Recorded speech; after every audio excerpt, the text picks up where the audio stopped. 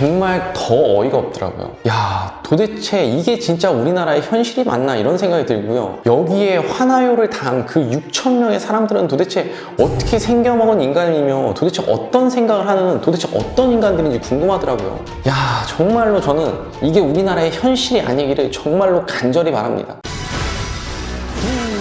제가 이슈 유튜버들이 다룰 만한 그런 내용은 다루지 않으려고 하고 있어요. 왜냐면 그런 내용을 다루게 되면 특정 어떤 사람을 욕할 수밖에 없는 그런 상황이 생기니까요. 저는 결국 내가 했던 욕은 다시 나에게 돌아온다고 생각하면서 그런 걸 굉장히 주의하면서 살고 있거든요. 그런데 이번 일은 제 입장에서 너무나 어이없고 황당해서 도무지 그냥 지나칠 수가 없더라고요. 어제 이 기사를 보자마자 그냥 자려고 누웠었는데 새벽 근 4시까지 원고를 쓰다가 잠이 들었거든요. 어제 오늘자 네이버 탑 기사가 뭔지 아세요? 저 노홍철인데요. 식당 연예인 갑질 논란의 제작진 해명은, 이런 기사가 메인에 떴더라고요. 일단 연예인 특혜 논란, 갑질 논란이 벌어지자 제작진 측에서는 발빠르게 사과를 했어요. 전체 맥락이 전달되지 못한 편집으로 인해 시청자분들의 마음을 불편하게 해드린 점 정중히 사과드린다고 밝혔다. 일단 사과를 했어요. 이어 기상 후 아침 식사를 하던 중 B가 평소 가고 싶었던 식당에 가자는 의견이 갑자기 나왔고 전화로 예약 문의를 했으나 당일 예약은 마감이라는 답을 받았다며 잠시 후 노홍철 씨가 한 번 더 전화를 했고 기존 예약 손님들 서빙 후 남은 재료가 있는 경우엔 포장 손님을 받기도 하는데 식당 내부 테이블이 아닌 야외의 간이 테이블에 앉아도 되겠냐는 제안을 주셨다고 설명했다. 기사를 보고 댓글 반응을 봤는데요. 이건 뭐 거의 찢어 죽일 기세더라고요. 이거는 특혜, 갑질 논란 중에서도 이런 갑질 논란이 없어요. 제가 본 기사에만 화나요가 6,000개 가까이 찍혀 있고요. 다들 급발진 장난 아니길래 저는 진짜로 노홍철 씨가 식당에 예약이 꽉 찬 식당에 전화를 해서 나 노홍철인데 자리 좀 하나 만들어줘라. 연예인이 밥 먹겠다는데 그거 하나 못 해주냐. 뭐 이런 식으로 엄청나게 식당 사장님께서 안 된다고 싫다고 하는데도 불구하고 계속해서 이걸 강하게 나 연예인인데 그거 못 해주냐. 뭐 이렇게 푸시를 한다고 생각했어요. 그렇게 싫다는 식당 업주를 두고요. 그런 식으로 강하게 푸시를 해서 이게 녹취가 공개가 됐구나.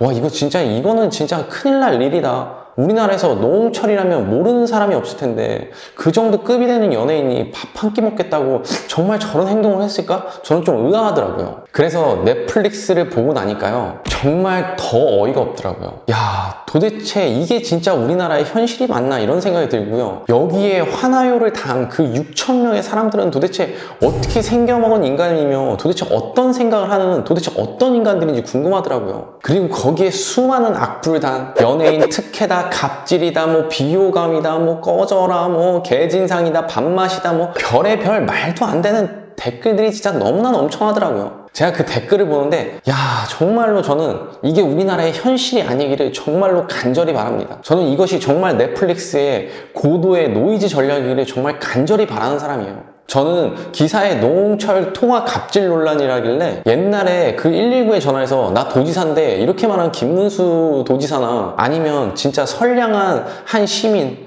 열심히 일하는 한 업주를 사망에까지 이르게 한 새우튀긴 갑질 사건? 그런 류의 통화 녹취 내용인 줄 알았어요. 사람마다 생각이 다를 수는 있죠. 하지만 이 정도로 모든 일에 열등감을 가지고 피해의식을 가지고 사람을 악으로 몰아붙이고 악플을 다는 게 저는 이건 의견의 차이라고 보지 않습니다. 정말로 저는 제발 진심으로 이것이 넷플릭스의 고도의 마케팅을 바라요. 정말 저는 이런 사람들과 함께 대한민국을 살아가고 싶지 않거든요. 제가 간단히 설명을 드리자면 정지훈 님이 예약 전화를 걸었지만 사장님이 예약이 다 찼다고 해서 노홍철 님이 다시 한번 걸어보자 라고 제안을 합니다. 그러면서 안녕하세요, 방송인 노홍철이라고 하는데요, 거기 너무 맛있다고 하더라고요. 실례지만 넷플릭스 보세요.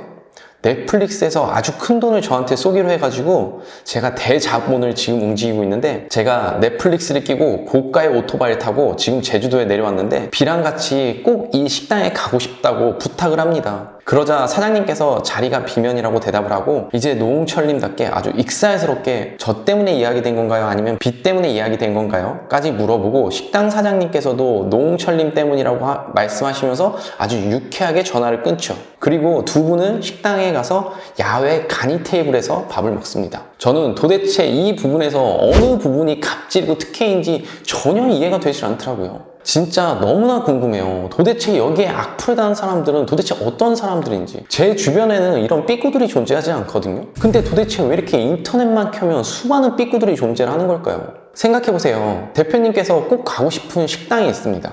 그래서 식당에 전화를 걸었더니 식당 사장님께서 예약이 다 찼대.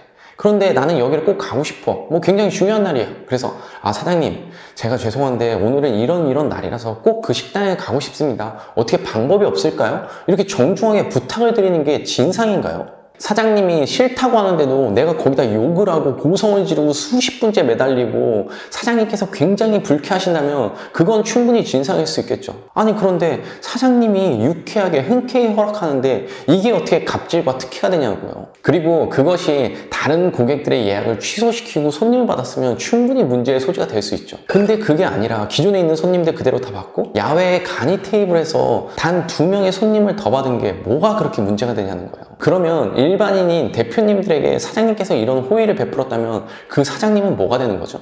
과연 고마운 사장님이 될까요? 아니면 다른 손님에게 피해를 끼친 쓰레기 같은 사장님이 될까요? 그리고 당연히 사장님 입장에서도 탑급의 연예인과 전 세계 엔터의 탑인 넷플릭스에서 지금 내 가게를 와서 촬영을 하겠다는데 그걸 거부하는 사장님이 있을까요? 테이블이 없으면 다른 테이블이라도 하나 사와서 갖다 놓고 식사를 할 수 있게 그렇게 만들어내겠죠. 업주 입장에서도 얻는 게 너무나 많을 테니까요. 이것이 너무나 상식적이고 정상적이고 건전한 사고방식 아닐까요? 수많은 노력을 통해서 기회를 창출해내고 그 기회가 왔을 때 그 기회를 잡고 그리고 그 기회를 통해서 노력의 대가를 누리고 이것은 너무나 합리적이고 공평한 거잖아요. 이것이 시장경제체제와 자본주의 사회에서 당연한 사고방식 아닐까요? 저는 제자들에게 항상 이렇게 가르쳐요. 0과 1의 차이라고. 절대로 한 번에 보편적인 사람들이 하는 그런 노력을 하지 말고 그렇게 쉽게 포기하지 말라고 그렇게 가르칩니다. 제가 경영 컨설팅 영업을 할 때 투자 유치를 진행한 적이 있었어요. 그래서 심사위원들 앞에서 발표를 하는 거였는데 저의 고객님이 대표님께서 발표를 준비한 거에 대해서 너무 못하시더라고요. 그 앞에 가니까 너무 긴장이 되셨나 봐. 그래서 이제 저희는 심사에서 탈락하게 되었습니다. 그런데 보통의 사람들 같으면 그래 열심히 했다. 그래 다음 기회를 노려보자. 쓴 소주를 한 잔 마시면서 그렇게 뒤풀이를 했겠죠. 근데 저는 그렇게 끝내지 않았어요. 다시 그 심사위원한테 전화를 걸어서 저희가 이런 기술력이 있고 이러한 성장성이 있는데 저희가 준비한 걸 너무나 소화하지 못했다. 다시 한번 할 수 있게 기회를 달라. 기존에 모든 거기에 투자 유치에 관한 예산이 떨어졌다면 저희가 더 이상 뭐 할 말은 없겠지만 저희 같은 중소기업에서 이런 상황은 처음 겪는 일이고 조금 더 저희의 기술을 좀 더 확실하게 평가받을 수 있게 다시 한 번만 기회를 달라. 이렇게 심사위원분에게 전화를 걸어서 열변을 토해내고 또 토해냈죠. 그랬더니 심사위원분이 지금 장난해요? 뭐 하는 거야? 짜증나게 안 된다는데 왜 또 전화하냐고요. 이렇게 하면서 끊어버렸을까요? 아니에요. 야, 난 진짜 젊은 친구가 이렇게까지 하는 거 처음 보네. 원래 보통 떨어지면 다시 전화 안 하거든요. 내가 진짜 열심히 하는 친구 때문에 한 번 더 기회를 줍니다. 근데 이번 PPT 할 때 이런 부분이 너무 취약하더라고요. 그래서 이런 거 준비해서 다시 한번 들어와요. 그렇게 해서 기회를 열어줬고요. 저희 회사는 충분히 그 대표님께서 원하는 만큼의 투자 금액을 유치할 수가 있었어요. 그리고 저는 이 전화 한 통화로 인해서 월에 5천만 원이 넘는 급여를 받게 되었습니다. 저는 이게 0과 1의 차이라고 생각해요. 제가 심사에 떨어지고도 포기하지 않고 전화 한 통화한 게 그렇게 진상짓이고 갑질이고 특혜를 바래서 다른 사람들의 권리를 침해하는 그런 행동을 한 걸까요? 아니에요. 저는 0과 1의 차이라고 생각합니다. 보편적인 사람들이 한번 떨어지면 떨어진 거구나. 끝날 때 전 다시 한번 노홍철님처럼 전화를 해본 거예요. 그분을 설득시킬 수 있게 유쾌하게 기분 좋게 그분에게 부탁을 한 번 더 드려본 거죠. 그분이 안 되면 안 된다고 충분히 이야기를 했겠죠. 근데 흔쾌히 그분께서도 허락을 하신 겁니다. 그리고 저 역시 포기하지 않고 한 통의 전화를 통해서 저희 회사의 성장성과 기술력을 어필했고요. 그걸로 인해서 많은 급여를 받게 됐고 노홍철님 같은 경우는 한 번 더 전화를 해서 유쾌하게 사장님을 설득했고요. 자신이 그동안 오랫동안 해왔던 가게를요. 더 많은 사람들한테 홍보할 수 있는 기회를 열었고요. 거기 있는 손님들에게도 탑급 연예인 2사람이나 볼 수 있는 아주 기분 좋은 추억을 선물한 거죠. 제가 지금까지도 기억하는 명대사가 있어요. 시크릿 가든의 현빈이 이야기한 대사인데요. 그들이 1년에 1억씩 쓰면서 원하는 건 딱 2가지야. 불평등과 차별. 저는 이 대사를 잊어본 적이 없습니다. 이 대사의 뜻이 너무 와닿지 않으세요? 내가 좋아하는 브랜드가 있습니다. 그래서 나는 더 VIP가 되기 위해서 여기에 1년에 몇 억이라는 돈을 써요. 그런데 1년에 100만 원 쓰는 고객과 똑같이 줄을 서서 입장해야 된다면 과연 이게 공평한 걸까요? 시장 경제 체제, 자본주의의 원리에서는 이것이 잘못된 것이고 불공평한 거죠. 그 사람에게 걸맞은 대우를 해줬는데 그게 왜 특혜고 특권이고 갑질이 되는 걸까요? 옛말에 이런 말이 있죠. 억울하면 출세하라고요. 저는 예전에 제 자신에게 이렇게 얘기했어요. 억울한 일이 있으면 키보드 앞에서 우는 게 아니라 힘 있는 사람이 돼서 물 수 있는 사람이 되자고 말이죠. 저는 그렇게 제 스스로를 혹독하게 다뤄왔고요.